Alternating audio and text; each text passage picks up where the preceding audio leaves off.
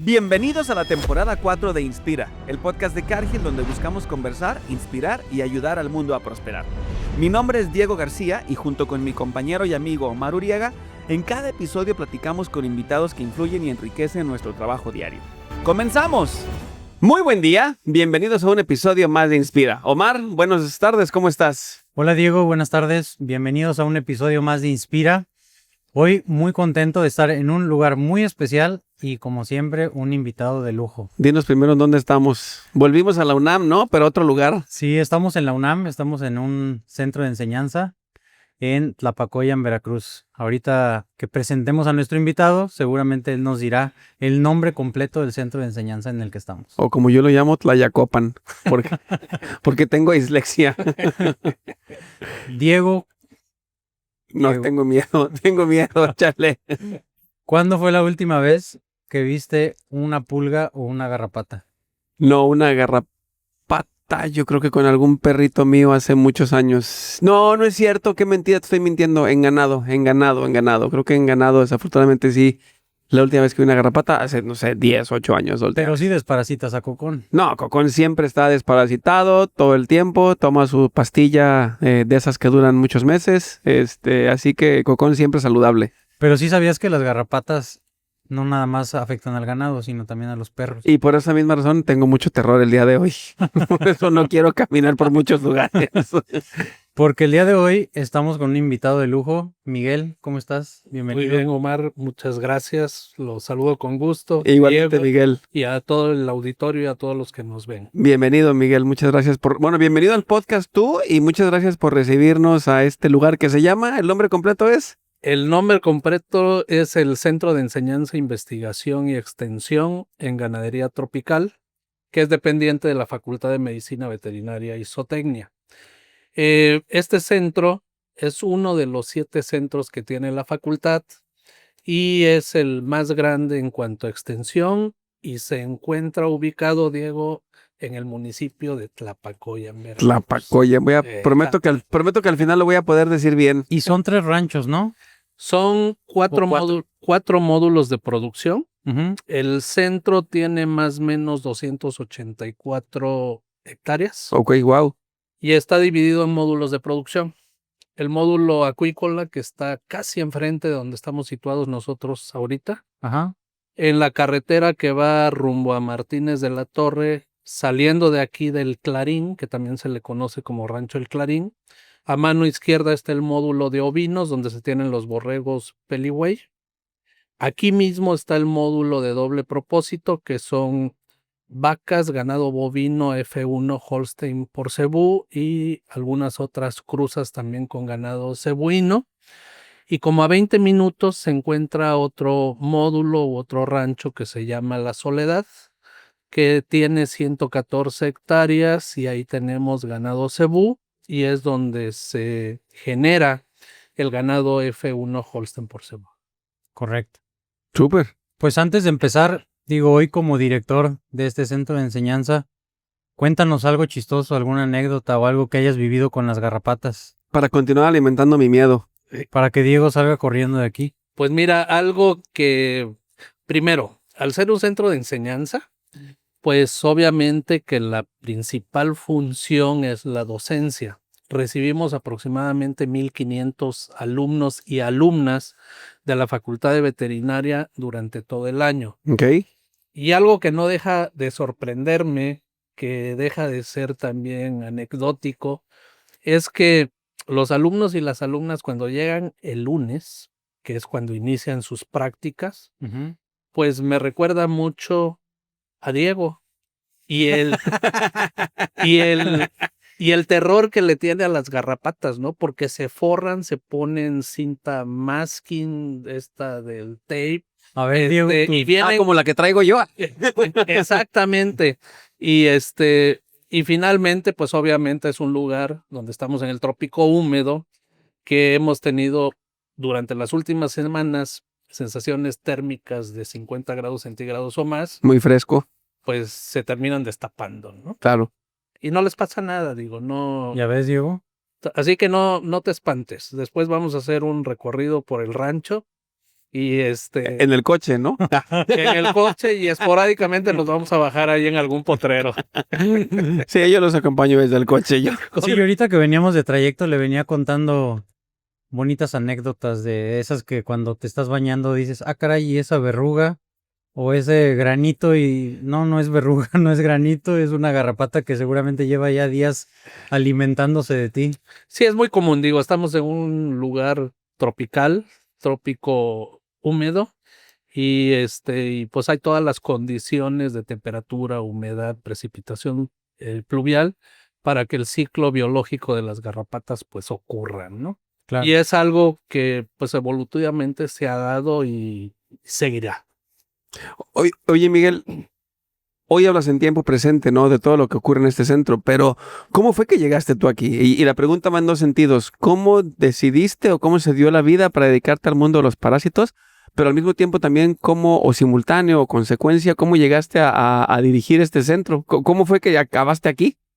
Híjole, fue algo yo creo que bonito, anecdótico y que la vida muchas veces te lleva a donde estás, ¿no? Yo estudié medicina veterinaria y zootecnia en la Facultad de Veterinaria de la UAPJO en Oaxaca. Ok. Y estando yo como en el 8º semestre, yo tenía mucho la inquietud de aprender a inseminar.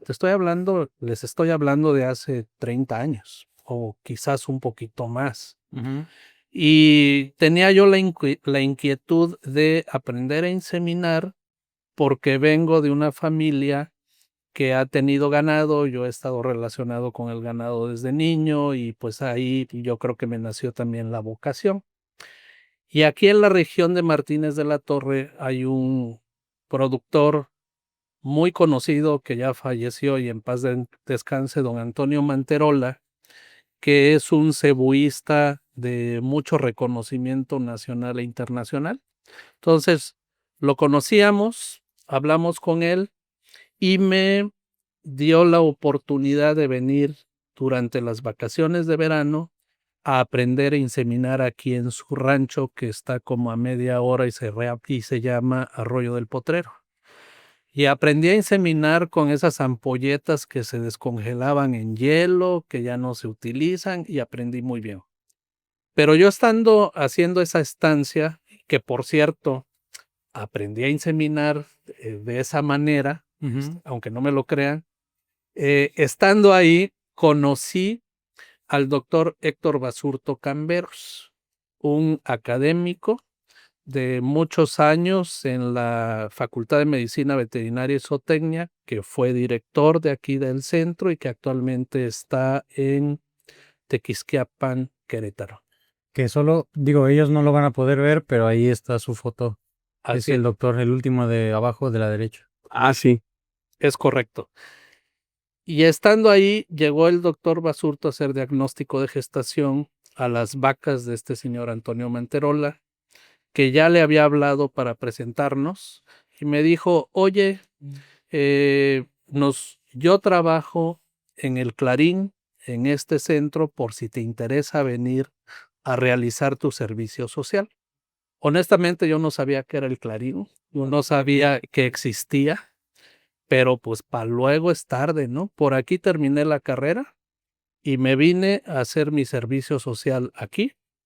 Realicé mi tesis de licenciatura y aquí sigo después de 30 años. ¿Te quedaste aquí desde entonces? Me quedé aquí desde entonces. ¡Wow! ¿Pero tú eres de Oaxaca? Yo soy de Oaxaca. ¿De Valles Centrales? No, de una región que se le conoce como la Mixteca Baja. Ok. De un pueblo que se llama Putla de Putla de Guerrero. Sí, un Claro lugar que muy sí. bonito. Eres la segunda persona que conozco que es de ahí. Bien No bonito me el digas. lugar. Sí. Un lugar bonito, difícil de llegar. Muy difícil, más difícil de llegar Ah, que no, aquí. nunca he ido. Deberías de ir. Sí, debería de ir. No hay garrapatas, ¿verdad? Hay, pero no tantas. Ah, bueno. Si la densidad poblacional es más baja, entonces se incrementa la probabilidad de que yo, vaya. Nunca pensé conocer a otra persona de Putla, pero interesante. Así es. Oye, hablando de garrapatas, más allá de que a mí me den terror y demás, yo creo que hay dos preguntas importantes. Habrá mucha gente que esté familiarizado, pero yo creo que la primera es, para los que no, es exactamente qué es una garrapata, la primera. Y la segunda es, ¿qué la hace tan peligrosa, no? O sea, ¿por qué en los sistemas de producción de ganado de leche, ganado de carne, en la producción pecuaria en general, por qué en ganadería le tenemos tanto miedo? ¿Qué la hace tan peligrosa? Mira, las garrapatas se les consideran como ectoparásitos, es decir, parásitos externos, en este caso del ganado bovino, son arácnidos. ¿Y qué las hace peligrosas? Pues de que tienen un impacto directo o pueden tener un impacto directo sobre la salud de los animales por efecto de la transmisión de algunas enfermedades. Las más conocidas es anaplasma, piroplasma, y el efecto directo que tienen sobre las pérdidas de producción, tanto en ganancia diaria ¿De peso? de peso como en producción de leche, ¿no? Y de ahí, siguiendo con esto, pues obviamente últimamente se ha conocido de que pueden transmitir algunas enfermedades incluso al ser humano.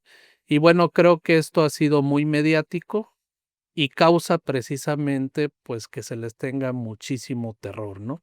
Pero yo considero que no les debemos de tener muchísimo miedo, sino que se puede convivir con ellas hablando de unidades de producción, de sistemas de producción, para que se busque controlarlas, no erradicarlas, que creo que es un error que hemos tenido en el país históricamente. Y obviamente que si convivimos con ellas se puede llegar a un punto donde se logre un equilibrio enzótico y que esas enfermedades que pueden transmitir como anaplasma, piroplasma, etcétera, pues estén en armonía, digamos, dentro de la unidad de producción, no se presenten casos clínicos y los animales no enfermen y no mueran. Perdona, Sí. me imagino que cuando dices tratar de no, más bien controlarlas, no erradicarlas, es porque erradicarlas es imposible, es utópico, ¿no? O sea, entonces es meterte a una batalla que nunca vas a ganar, ¿no? ¿Va por ahí? Va por ahí, efectivamente. Ese es el sentir sobre todo en algunos lugares. México pues tiene muchos nichos ecológicos.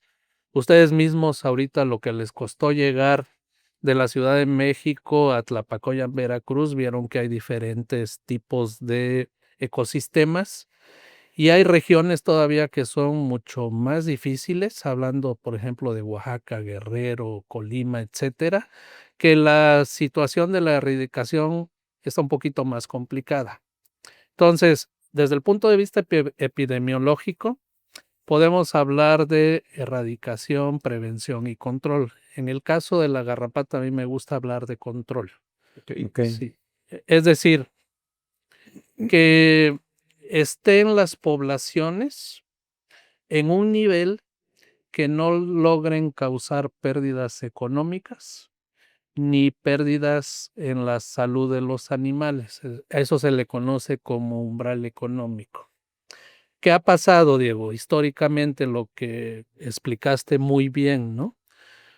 Hay productores, productoras, colegas que se tenía la idea de que los animales estuvieran completamente libres de garrapatas.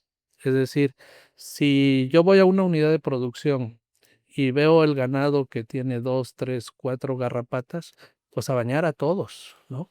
Y esa presión con énfasis en la erradicación de las garrapatas, pues llevó a un problema universal, que es el problema de la resistencia de los ixodicidas, de las garrapatas a los ixodicidas, que está muy generalizado. Ahora, ¿qué las hace tan resistentes? O sea, ¿por qué es tan difícil eliminarlas? ¿Cómo se reproducen? ¿Cuánto viven? ¿Qué medio ambiente les favorece? ¿El ciclo, etcétera? O sea, ¿por qué es tan difícil erradicarlas?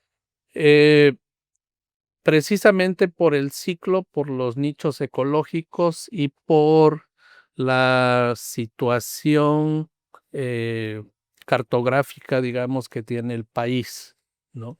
Y la otra parte también es que eh, el ciclo biológico, eso es muy importante comentarlo, ¿sí? La garrapata común del ganado bovino se le conoce como Rhipicephalus bophyllus microplus. Es una garrapata Te vamos a hacer examen, Diego. Sí, estoy tratando de ver cómo se repite.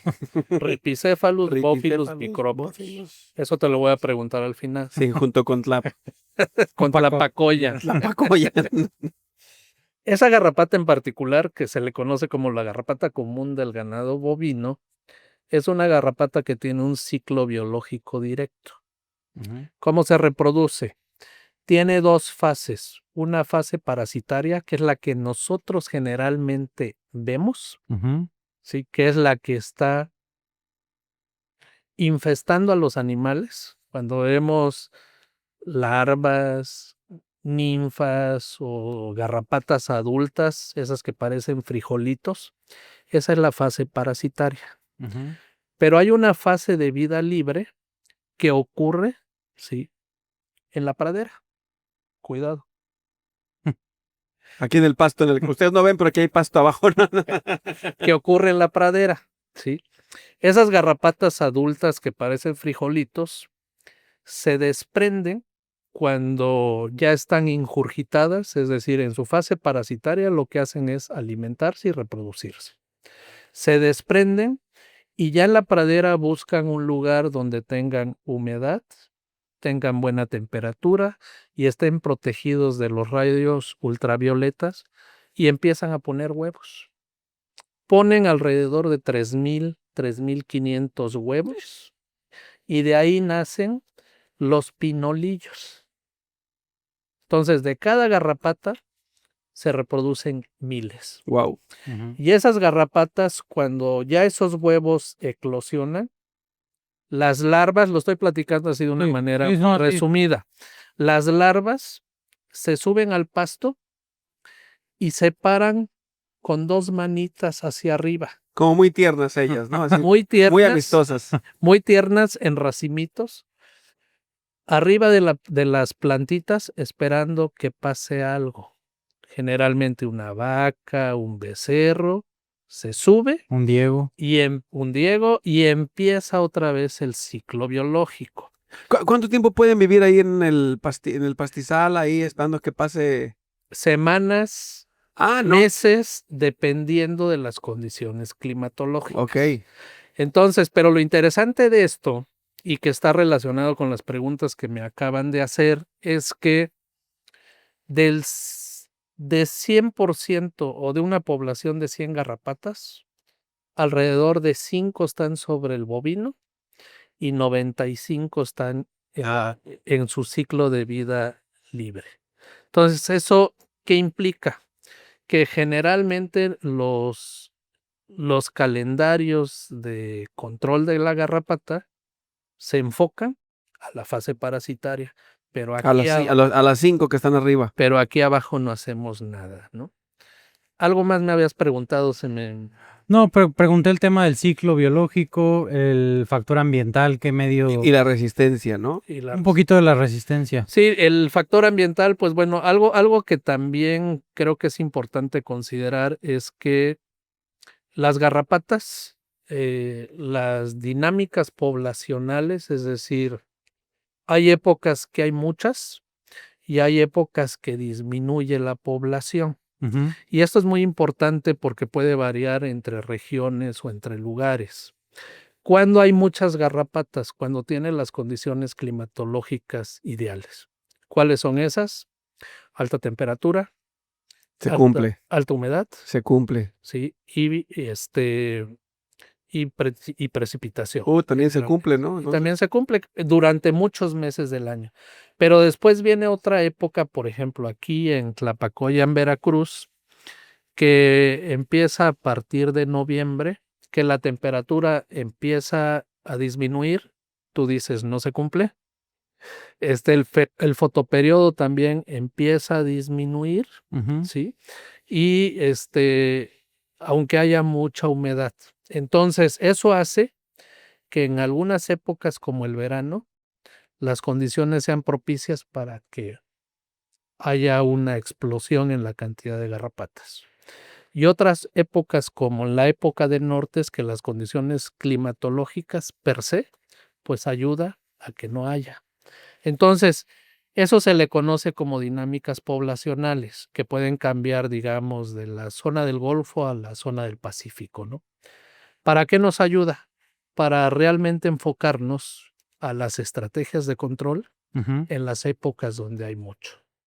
Pero entonces, siguiendo este orden de ideas, ¿no habría garrapatas en climas templados o climas fríos? ¿O sí es posible? Puede llegar a darse, sobre todo porque ahorita por las condiciones del cambio climático y por la movilización de ganado.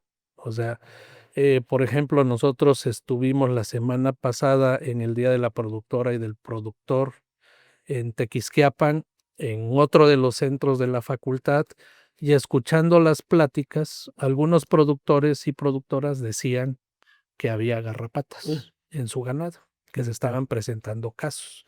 Acuérdense que en Tequisquiapan pues hay una zona muy cercana que se llama Ezequiel Montes, Ezequiel Montes, claro. que hay muchos engordadores de ganado bovino Sí, claro. y ese ganado bovino pues se lleva de diferentes zonas del país, principalmente de zonas tropicales, y pues llega con todo. Sí, ahí entra el factor movilización que Así es. decías, ¿no? Pero las condiciones del clima y sobre todo en el invierno pues no van a ser las propicias para que se lleve a cabo este ciclo de esta garrapata. Pero si estamos hablando, por ejemplo, tomando el ejemplo de Querétaro, ¿sí? Pues Querétaro también tiene zonas con nichos ecológicos muy variados, ¿no? En la zona de la Sierra Gorda Hacia la Huasteca. hacia la Huasteca, pues seguramente ahí sí va a haber las condiciones propicias para que se lleve a cabo ese ciclo biológico. Ahora, hace rato mencionabas, obviamente, el tema del impacto económico en los sistemas de producción.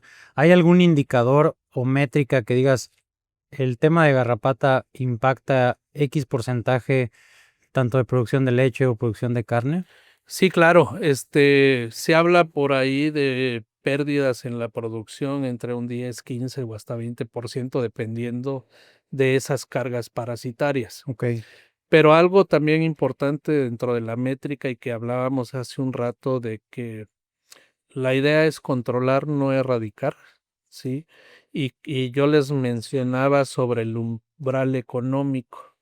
Se ha visto, por ejemplo, con datos de otros países, pero creo que aplica también para extrapolarlos a muchas otras regiones, es que cuando un animal, en este caso un bovino, tiene más de 30 garrapatas por lado, adultas por lado, esos niveles ya pues hace que rebase el umbral económico, es decir, por abajo Ya va a de esa, empezar a perder, a perder. Se va a notar la pérdida. en resumen es eso, ya van a empezar a perder.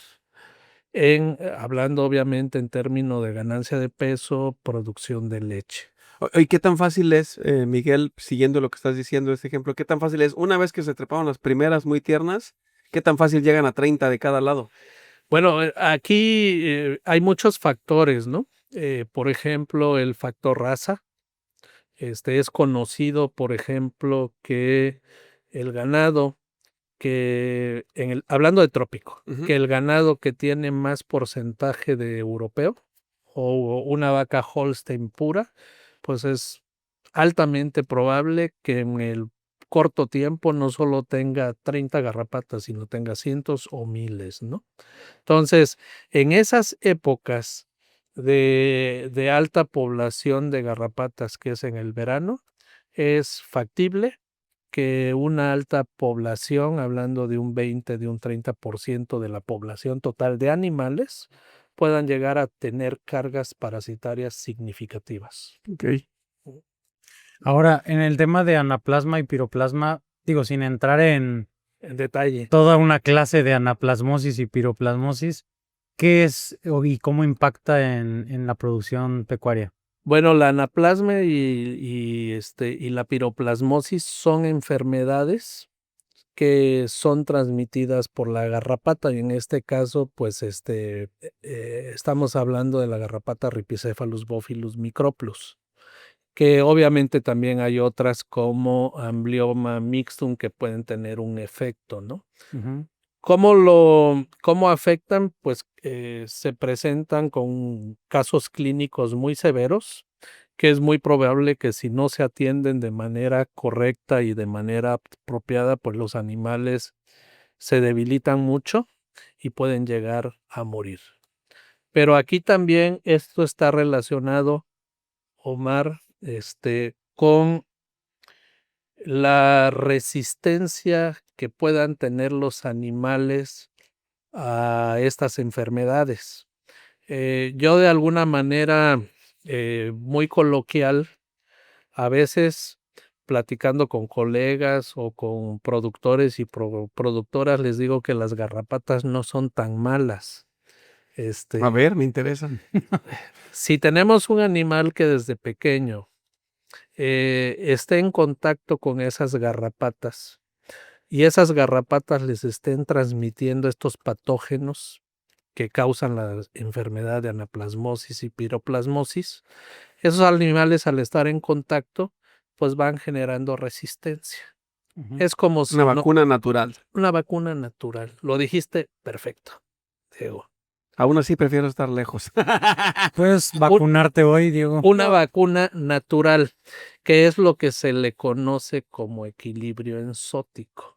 Cuando dentro de una población, pues hay un equilibrio entre el hospedero, el agente etiológico y el medio ambiente.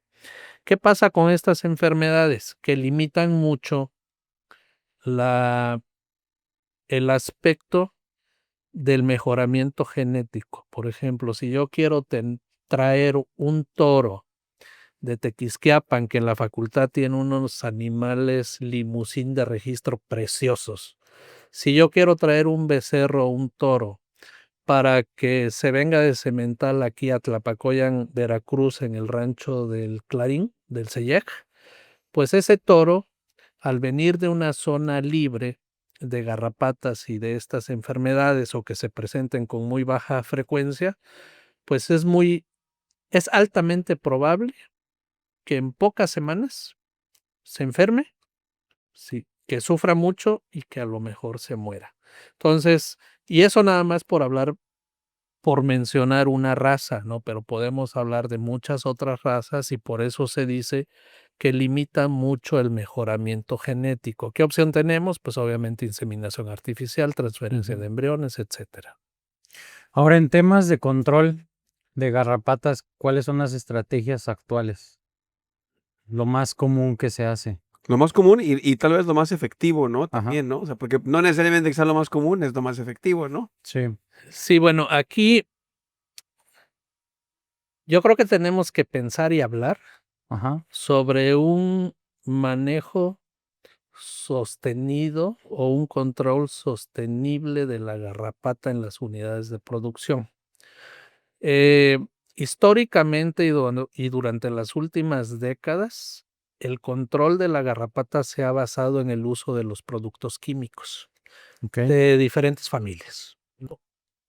Se me ocurre pensar en este momento y a lo mejor en orden cronológico de los organoclorados, organofosforados, piretroides, las amidinas, las lactonas macrocíclicas y muchas otras, ¿no?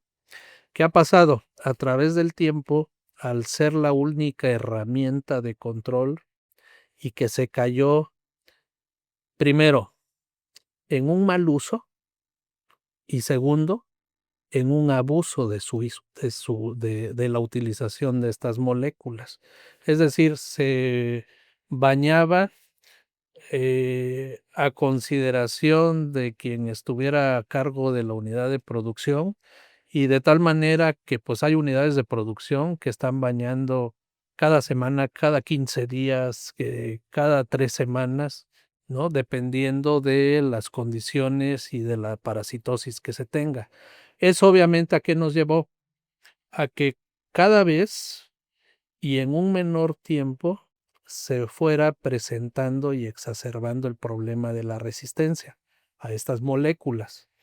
Y eso hace que en algunas unidades de producción, pues hay garrapatas o poblaciones de garrapatas, pues ya resistentes o multiresistentes, pues a muchas de estas familias, ¿no? Entonces, cuando hablamos de un manejo o un control sostenible de la garrapata, a mí siempre me gusta empezar a sensibilizar, ¿sí? En este caso, pues a todos los que nos estén viendo, de que tenemos que iniciar con orden. Por ejemplo, yo siempre digo que dentro de un control del ganado, de garrapata en el ganado, pues tenemos que empezar con las bases de ese control sostenible, perdón.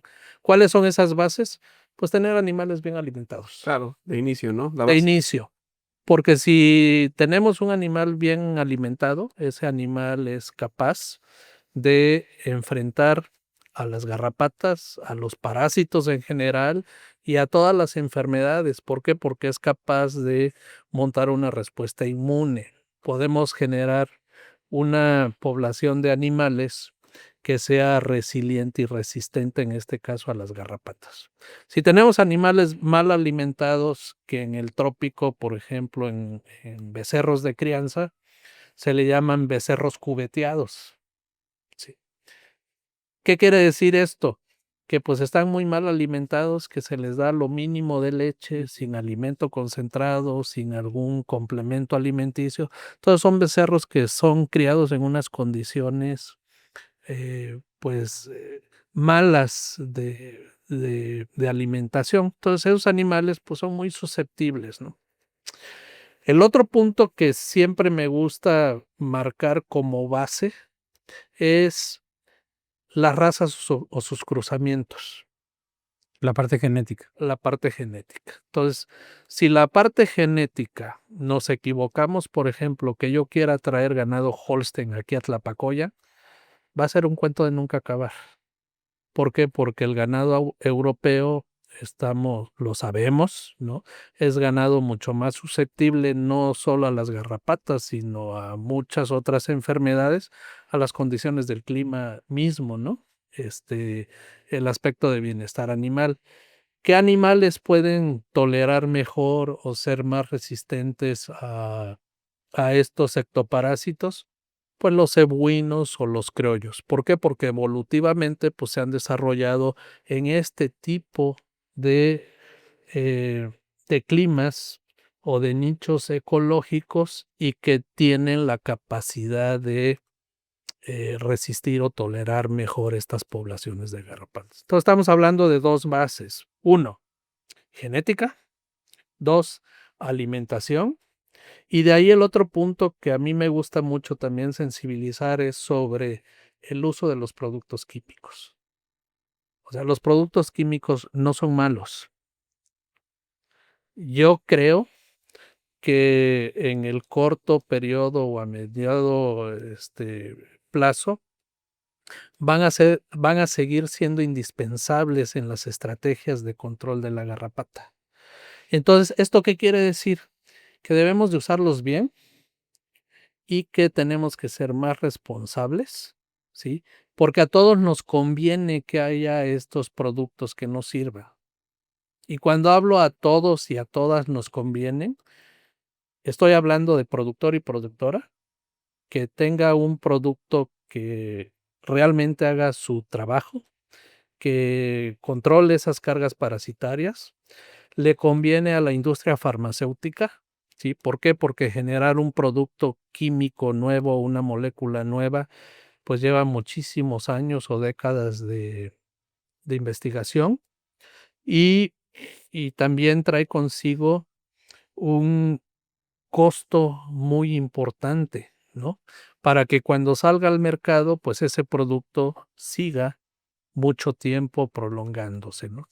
Y cuando hablo del uso, del buen uso es, pues, aplicarlo con la dosis correcta. Algo tan sencillo, ¿sí? Que si vamos a campo vamos a ver que es muy... No siempre pasa, ¿no? Es más... Si uno es bueno, dos es mejor, ¿no? Es más probable que no pase, ¿no? Entonces, y luego en mis pláticas, cuando voy con productores y con productoras, les digo, es que, por ejemplo, para dosificar un producto que se aplica vía epicutánea, los famosos purón, Ujú. sí, la dosificación viene de acuerdo al peso, ¿no?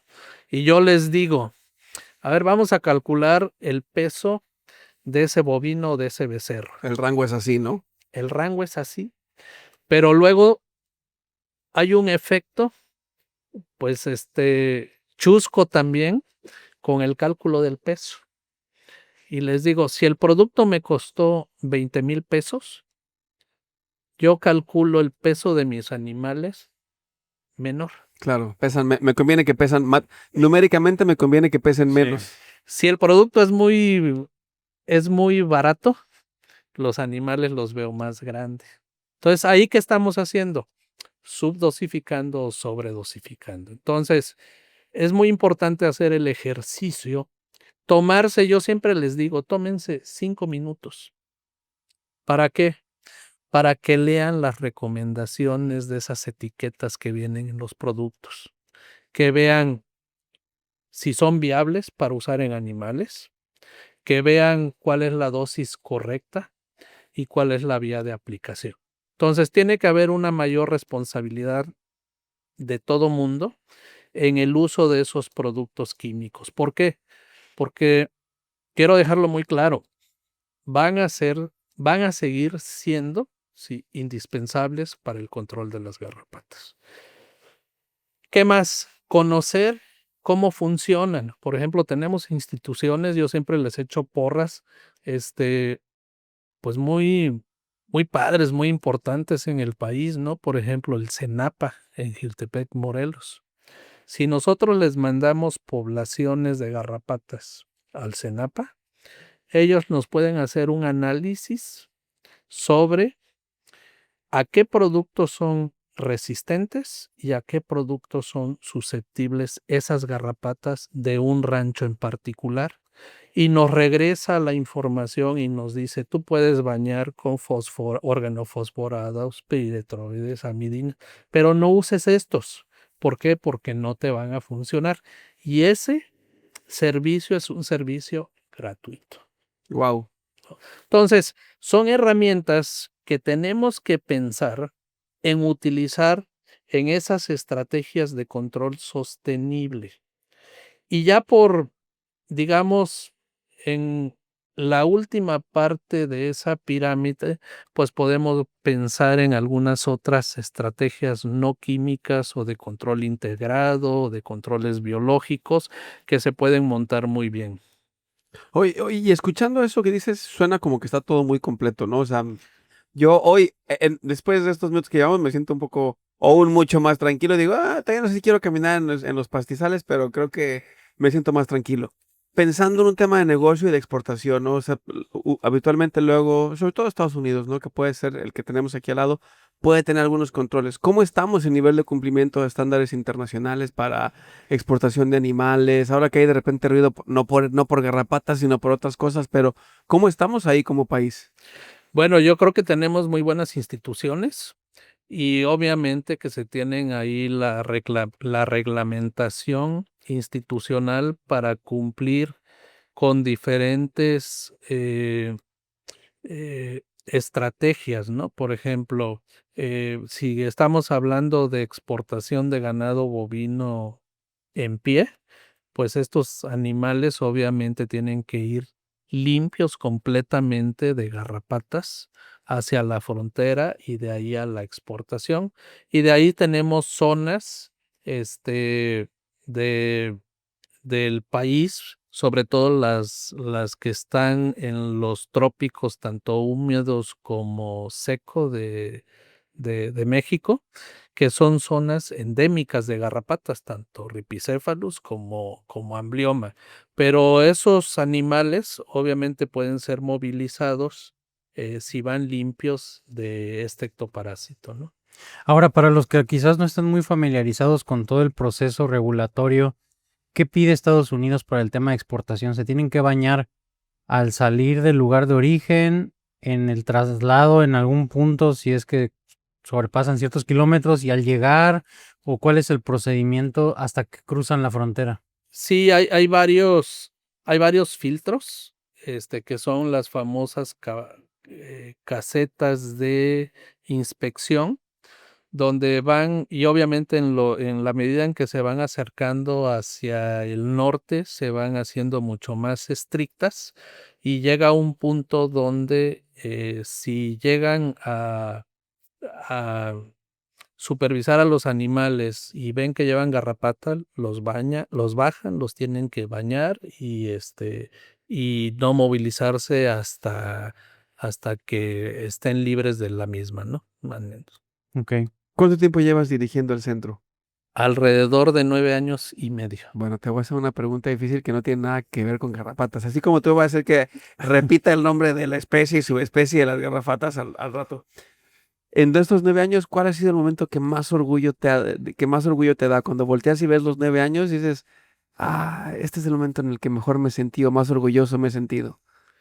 Pues sin lugar a dudas, cuando te designan director de un centro de enseñanza como pues te llena obviamente de mucho orgullo, ¿no?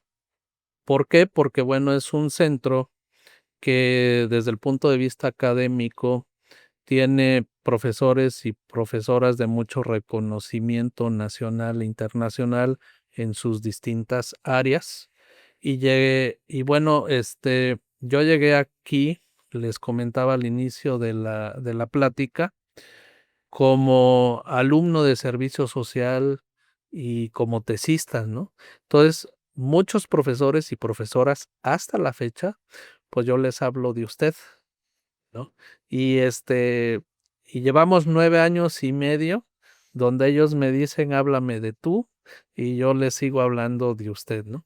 Y el otro punto de orgullo es que, pues obviamente, dentro de la vida académica, hemos visto cómo ese reconocimiento de mis colegas, profesores y profesoras, pues se ha manifestado pues en un crecimiento personal, sí, pues prácticamente de ellos en su crecimiento profesional dentro de la UNAM y dentro del país. Por ejemplo, ahorita de alrededor 18, 19 profesores y profesoras de tiempo completo, 8 somos partes del Sistema Nacional de Investigadores. Wow. Y esto pues obviamente que es positivo para todos, para la institución, porque pues profesores y profesoras con este reconocimiento es más probable que tenga ingresos a recursos extraordinarios como proyectos financiados, y eso hace que se mejoren los laboratorios, se mejoren las instalaciones, es decir, es un ganar-ganar.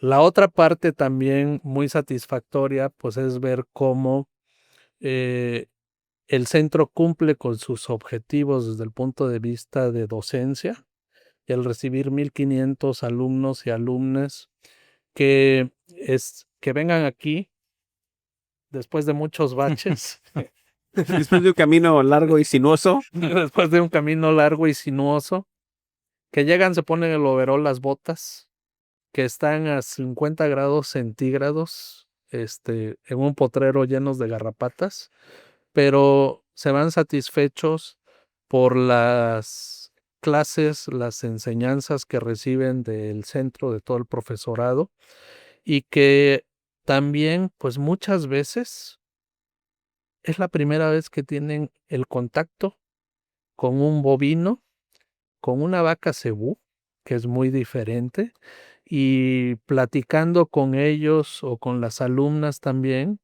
pues generalmente llegan con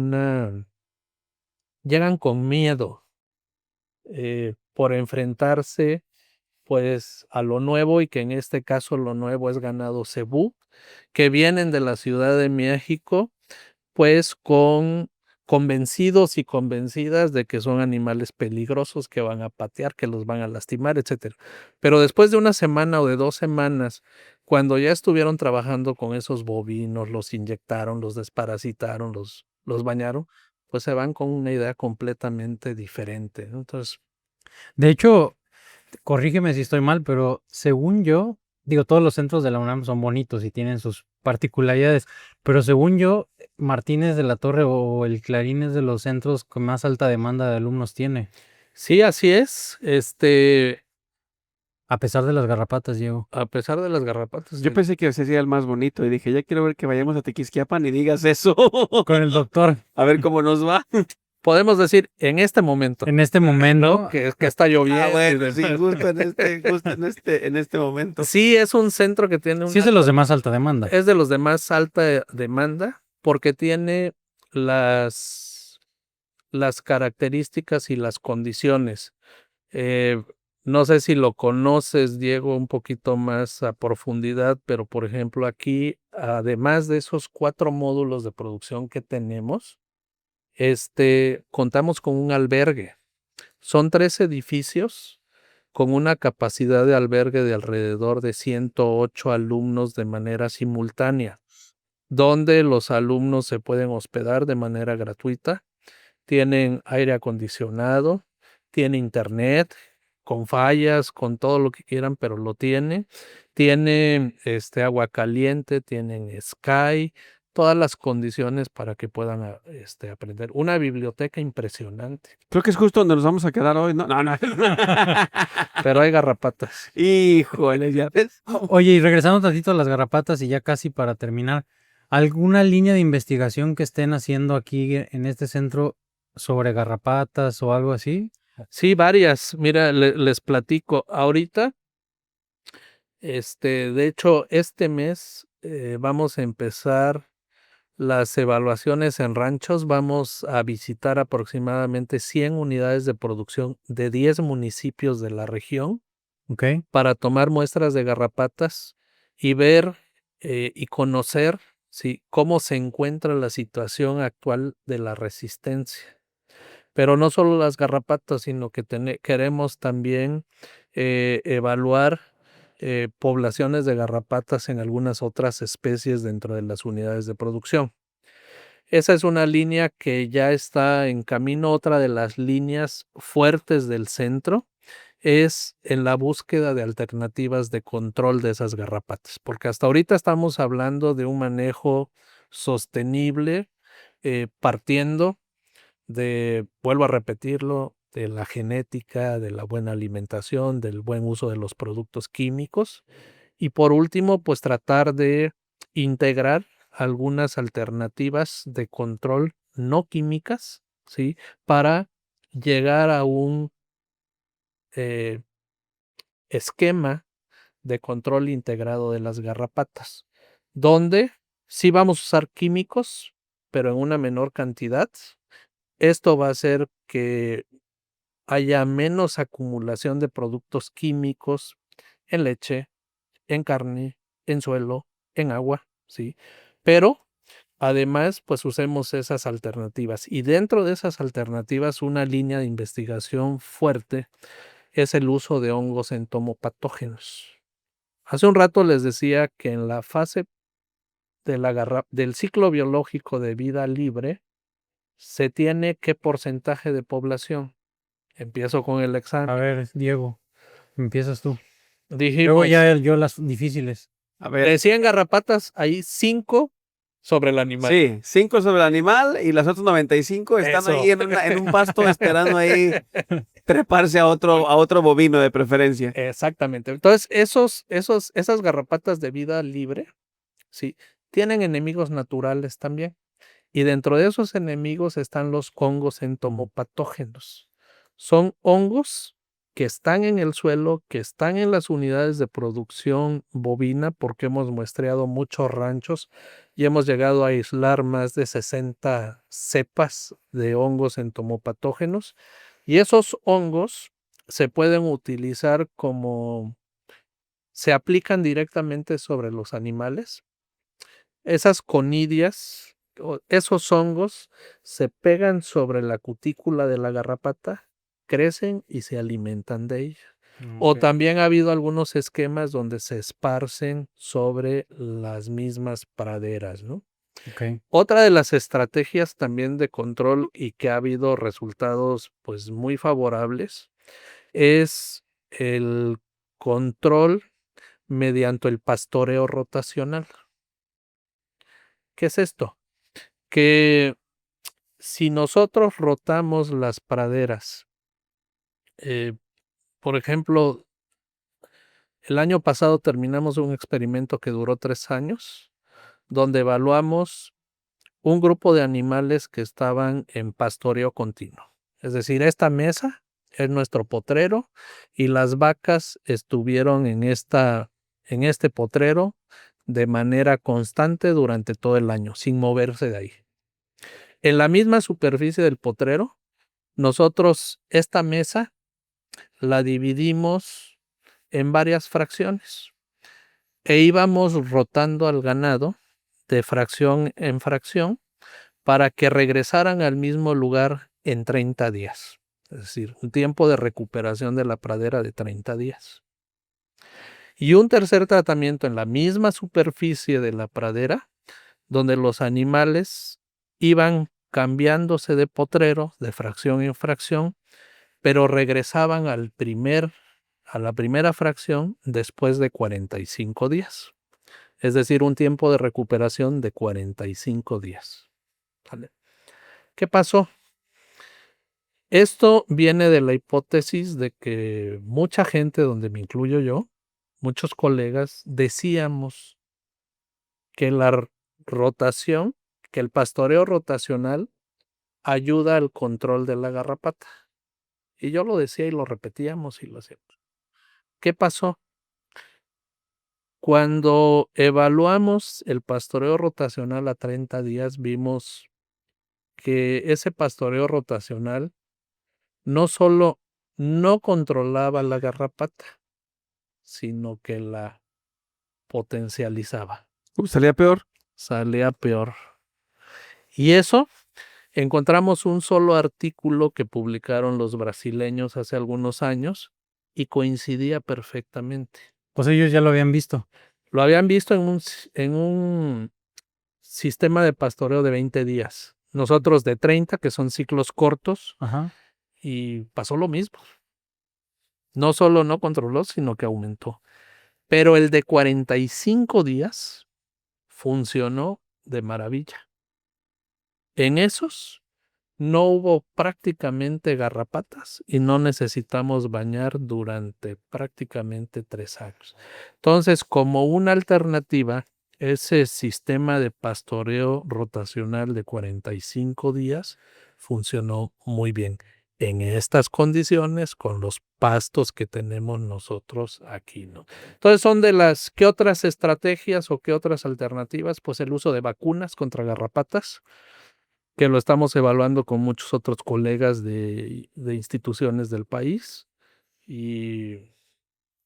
y no recuerdo qué otra. Bueno, eso nos da excusa para volver a otro Yo episodio. siempre lo dije eso de los días. Desde que era estudiante. Sí, ya yo me sabía. acuerdo que lo mencionaba, lo Pues mencioné yo en el creo que de ahí Nunca me hicieron caso, pero sí. lo mencioné en el camino para acá, venía hablando justo de eso. yo creo que de ustedes llegó la idea. De Omar. De mí no.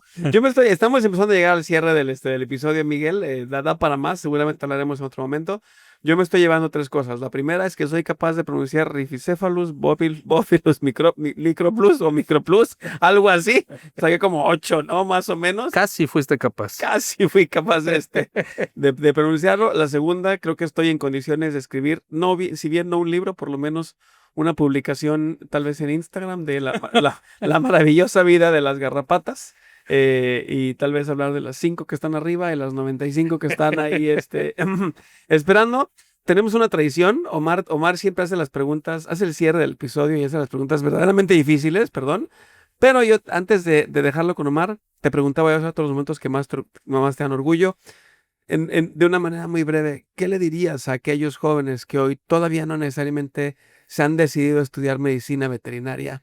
¿Cómo los inspiras para decir, tal vez tomen este camino y descubran las cosas maravillosas que pueden hacer? Pues mira, yo creo que a todos estos jóvenes en general,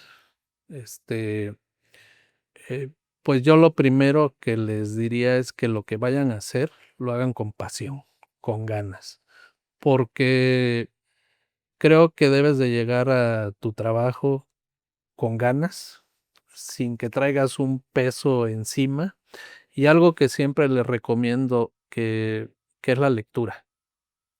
La lectura, pues, de las materias, de lo que hagas de investigación, etcétera. Y obviamente esto tiene que venir de muchos valores, ¿no? Como la responsabilidad, el respeto, etcétera. Yo creo que esos serían mis recomendaciones, ¿no? Y que estén convencidos realmente de lo que les guste, ¿no? Y para que ellos estén convencidos de que realmente les va a gustar la medicina veterinaria y zootecnia, pues es enfrentarse. Y enfrentarse es que vengan a las unidades de producción, que se vayan con pequeños productores, que se vayan con medianos productores y que realmente vivan esa vida del campo y vivan esa vida de la medicina veterinaria fuera de la Ciudad de México, fuera de las ciudades, ¿no? Creo que eso sería una recomendación muy importante. Súper, muchas gracias. Muchas gracias, Miguel. Omar, Al contrario, Bueno, antes de las preguntas difíciles, ¿dónde te podemos encontrar? ¿Cuál es tu correo? mi correo es alonso con s, Ajá. alonsodm@unam.mx. Y tengo otro correo que es alonsodma@hotmail.com. Correcto. Ahora sí, las preguntas más difíciles. chan, chan, chan. Son 3. Si no te hubieras dedicado a bovinos y a garrapatas, aparentemente, ¿qué otra rama de la medicina veterinaria en algún momento consideraste?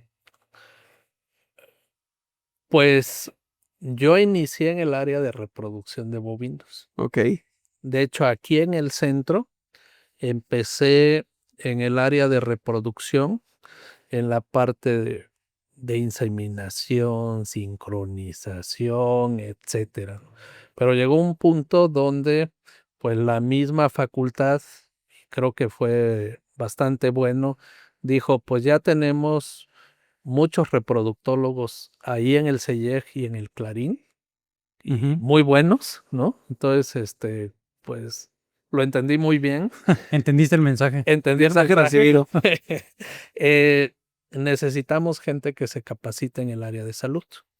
Y ya en el área de salud, precisamente me invitaron a ir al CENIT Parasitología que está en Jiutepec, Morelos. Y de ahí ya mi maestría la empecé en el área de garrapatas. Y algo que pues yo nunca voy a dejar de agradecer es que caí en manos de muy buenos asesores, de gente reconocida a nivel nacional e internacional. En la parte de licenciatura, bueno, mi asesor fue el doctor Héctor Basurto Camberos y el doctor José Luis Castro Romo de Oaxaca, reproductólogos. Y ya cuando me cambié al área de garrapatas, fue el doctor Roger Iván Rodríguez Vivas de la UADI y el doctor Hugo Fragoso Sánchez del CENAPA, que él estaba de director. ¿No es el Hugo Fragoso que Sí, debe ser. entrevistamos? Lo entrevistamos. De los rastros Steve. ¿Él? Sí, lo Sí, entrevistamos ya lo en la temporada pasada. Hace 2 temporadas estuvo con nosotros. Ah, excelente, Sí. pues sí. Es él fue director del CENAPA y y me acuerdo mucho la primera vez que lo fui a ver porque antes pues el acceder, por ejemplo, a artículos científicos pues era más complicado como en la actualidad, ¿no? Ahorita das un teclazo y si tienes Sí. acceso bajas todos los artículos. Cuando yo inicié la maestría me acuerdo que un amigo, muy buen amigo de Michoacán, se fue a hacer una estancia a Alemania y le encargué un bonche así de artículos científicos y me los trajo. Y me acuerdo que cuando fui a ver al doctor Hugo Fragoso allá al CENAPA, le llevé los artículos y los protocolos y lo primero que me dijo, bueno, ¿y tú además de estudiar y trabajar, qué haces? Entonces, así fue como llegué a esa parte. Ok. Y ya en el doctorado, pues trabajé también con muy buenos asesores, más al área de nematodos con el doctor Felipe de Jesús Torres Acostas, Carlos Sandoval y el doctor Herbeos de Francia. Segunda pregunta. Se hacen señor. examen, ¿eh? Y Gracias. no soy Hugo y no me apellido Fragoso. Pero te voy a hacer esa misma pregunta. Además de ser académico, director, veterinario y trabajar aquí, ¿qué disfruta de hacer el doctor Miguel? Híjole. ¿Cuál es tu hobby? Mi hobby, bueno, yo soy muy futbolero. Uy, no quiero preguntar a qué equipo le va porque Diego se va a poner triste. Sí, mejor no pregunte. Pero lo podemos ver más adelante. Exacto. Fuera del aire. Fútbol. Sí, Futbolero. exacto. Me gustaba mucho jugar fútbol.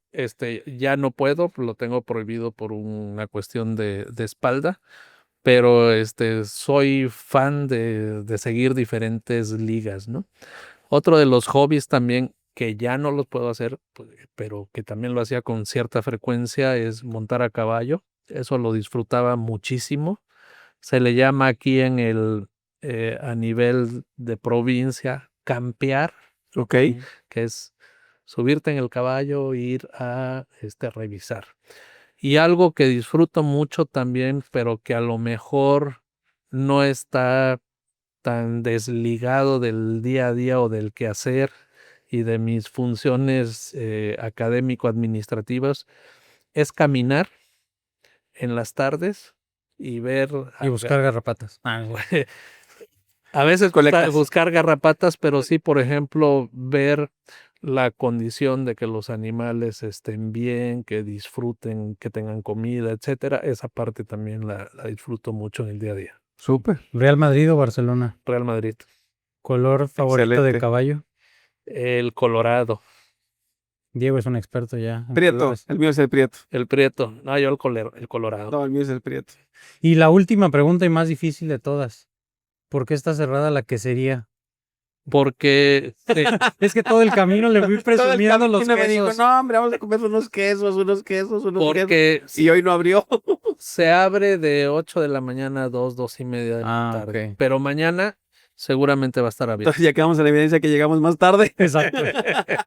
No, te agradecemos mucho, Miguel, por la No, pero al oportunidad de contrario. platicar. Esperemos que te haya gustado. Gracias, Miguel. No, Muy amable. un placer, realmente me gustó mucho la entrevista, el platicar con ustedes. Esperemos que no sea la última. No, esperemos que vengan más seguido. Voy a venir más seguido, pero con cinta en las piernas. Ya aprendí la técnica. Vengan más seguido y con mucho gusto, ¿no? Digo, vuelvo a repetirlo, el centro tiene muchos expertos y expertas en diferentes áreas e incluso podríamos hacer luego un recorrido para que conozcan un poquito más a fondo. Tú ya lo conoces, Omar, pero Seguro. con mucho No, gusto. seguro que sí. Muchas gracias. Gracias, Miguel. Diego, Gracias, Omar. nos vamos. No se olviden de darnos like, seguirnos, compartir el podcast, comentar incluso qué nuevos temas quieren que abordemos. Y pues nos vamos. Gracias. Adiós. Gracias, Miguel. Adiós. Gracias, Omar. Hasta luego. Bien. Gracias. Bye. Hasta Bye. luego.